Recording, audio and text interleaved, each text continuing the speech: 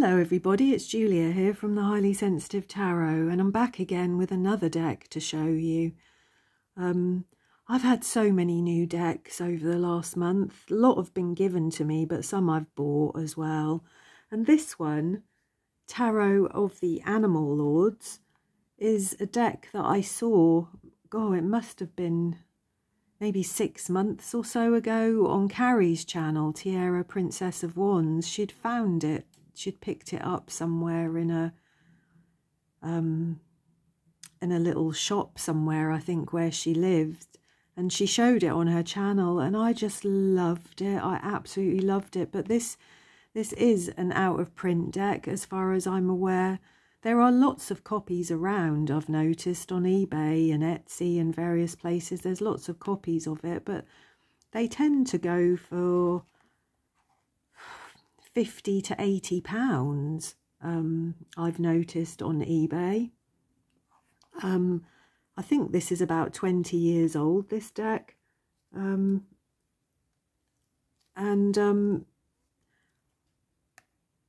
sort of lurk around on eBay, you know, in the hope that I was able to find this a bit cheaper, because I didn't really want to pay that much for it. And I was watching this deck. If you go on eBay and you watch something that you like, you may have noticed already, some of you, that quite often the sellers will send you a discount if you watch something, because I think that probably means that you're likely to buy it, doesn't it, if you're watching it. So often the sellers will send you a discount, and the seller sent me an enormous discount for this. I think instead of, it was listed at £55, including P&P, and I got it for 26, including P&P. So I'm not sure how much she discounted it by. I can't remember, but it was a lot.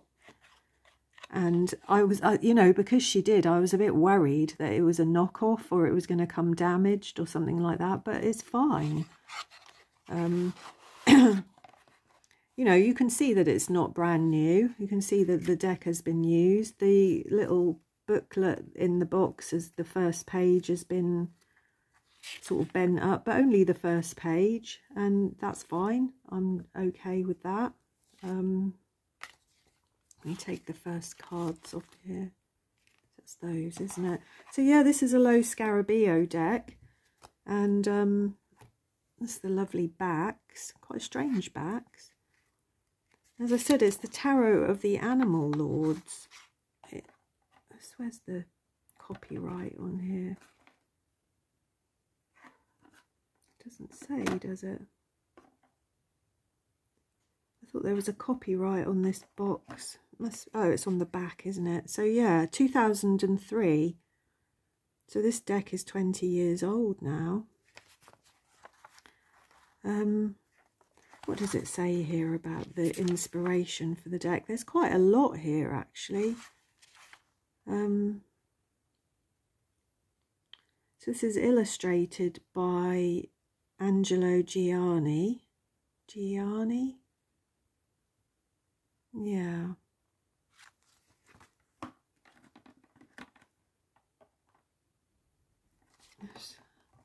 That's terrible, isn't it? Normally it says on the box who is the creator of these decks. Yeah, it's just artwork by Angelo Gianni.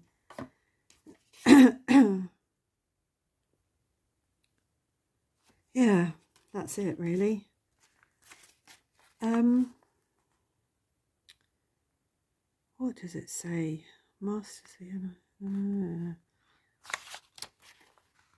I'm sorry, I'm not really very well prepared for this. This really is my first impressions of this deck, because it only came yesterday.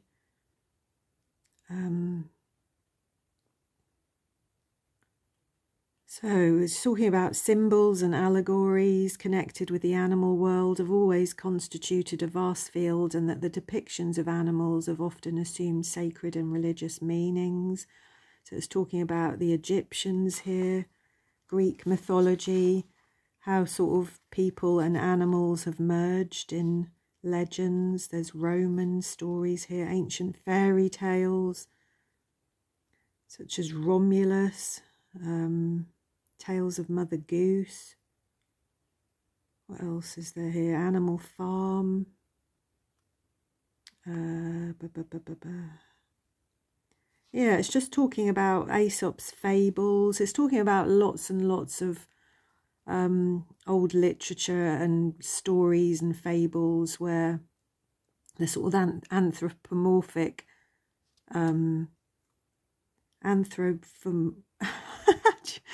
anthropomorphious depictions are associated with both the positive qualities of man and the perverse manifestations of his nature. So yeah, there we go. And in this deck, it says the meanings of the cards are therefore enhanced with new meanings connected with the characteristics of the various species represented, as well as with their main symbols. In the minor arcana, butterflies take the place of the swords, beetles correspond to pentacles, crabs correspond to chalices, and salamanders correspond to the wands. So there we go. Let's have a look.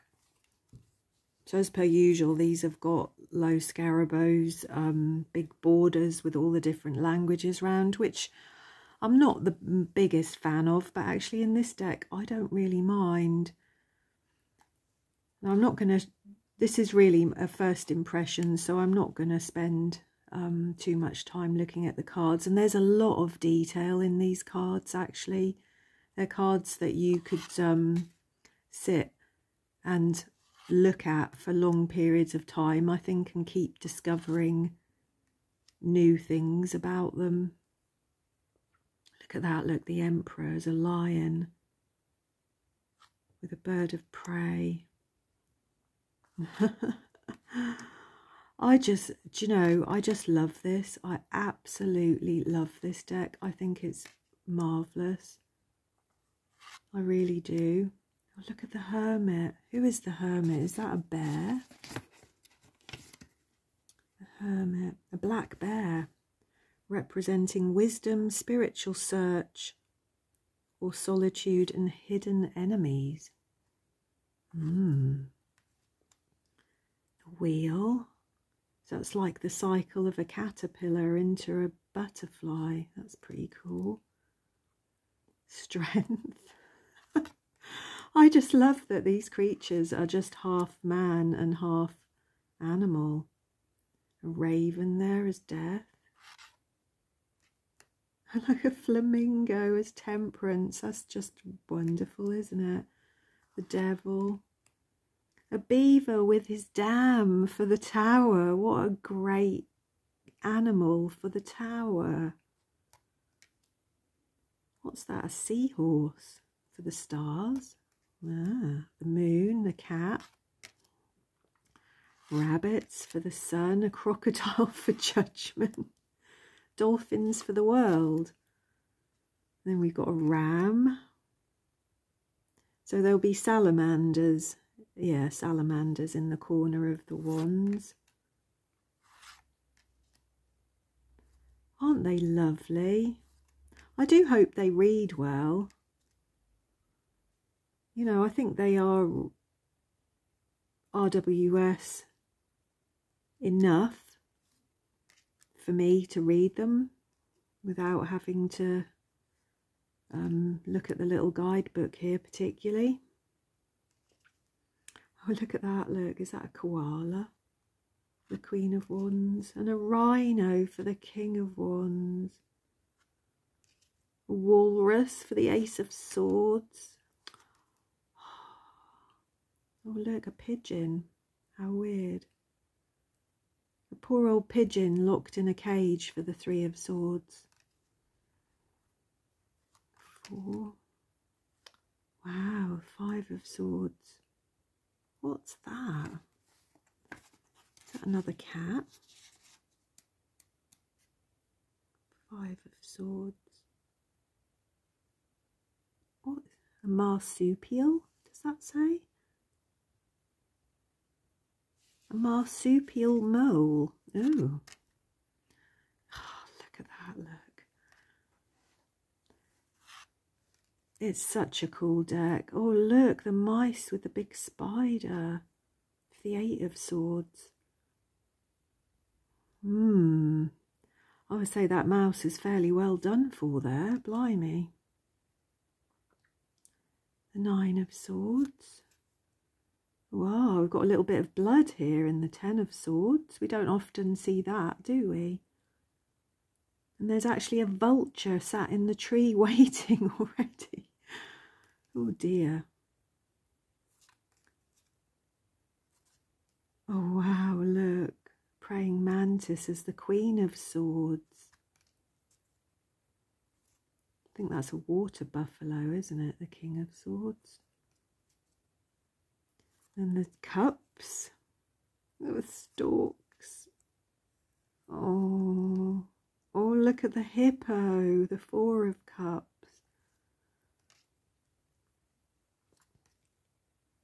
And a camel, the 6 of cups. He's got all his water on his back. How funny. The 7 of cups. I'm so pleased I have this deck.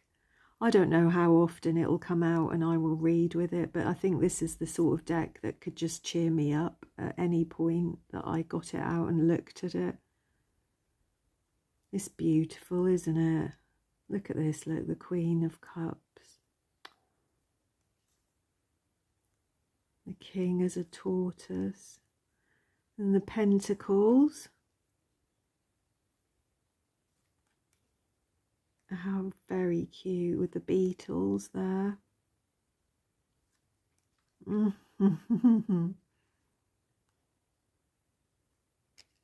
wow, the 6 of Pentacles.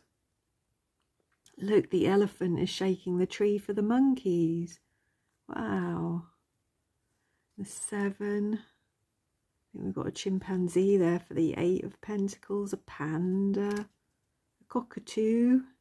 A cat. Oh, like and a polar bear for the King of Pentacles. I absolutely love this deck. I really do. Let's just have a card and read the keywords from the deck to see what it says. So we've got the King of Swords. What does it say about the King of Swords? Let's have a look. This is an African buffalo. I thought it was a water buffalo, an African buffalo. And it says judge, authority, and a request for help. We can see that there, can't we? There's very much that judge and authority feeling there with the King of Swords. He looks like somebody you could go to with a request for help, doesn't he? So there we go. The Tarot of the Animal Lords. And like I said, it is an out of print deck, but if you really felt so inclined to buy it, there are plenty of second-hand decks around that I've seen. It's just sort of lurking around, waiting until you can find a good price, or you might just find it in a little vintage market or a second-hand market or something where you live. I think there's still plenty of copies of it around. So anyway, thanks for watching, and I hope that everybody's well. Do say hello, and I will see you again soon. Thank you.